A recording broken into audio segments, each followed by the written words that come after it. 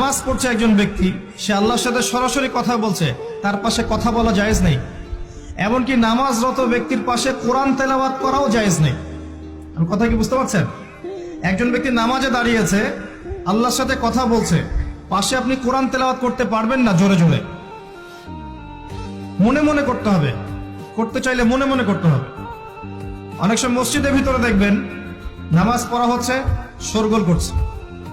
নবী সাল্লাল্লাহু আলাইহি ওয়াসাল্লাম বলেছিলেন, আখিরুজ জামানে, তিরমিজিতে আছে হাদিসটা, আখিরুজ জামানে ইসলামের নামটুকু থাকবে, ইসলামের প্রকৃত বিষয়গুলো থাকবে না।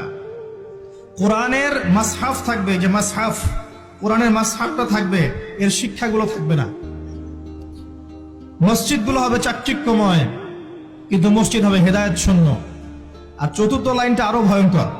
4 নম্বর লাইনে গিয়ে নবীজি বলেছেন সাল্লাল্লাহু আলাইহি ওয়াসাল্লাম, আসমানের নিচে জমিনের উপরে আল্লাহর সবচেয়ে নিকৃষ্ট সৃষ্টি হবেন এক শ্রেণীর আলেম, যাদের থেকে ফিতনা ছড়াবে এবং তাদের দিকেই ফিতনা ফিরে আসবে। তিরমিজির মধ্যে হাদিসটা আছে, যে কোনো আলেমকে জিজ্ঞাসা করেন এটা কোন শ্রেণীর আলেম, এটা বোঝার জন্য আপনার পিএইচডি করার দরকার নাই। যারা দিনকে দুনিয়ার বিনিময়ে বিক্রি করেছে তারাই সেই শ্রেণীর আলেম।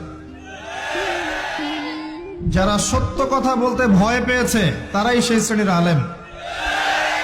যারা সত্যকে মিথ্যার সাথে মিশ্রিত করেছে তারাই সেই শ্রেণীর আলেম। এবং যারা ইসলামের নামে উম্মাকে শতদা বিভক্ত করে দিয়েছে এরাই সেই শ্রেণীর আলেম।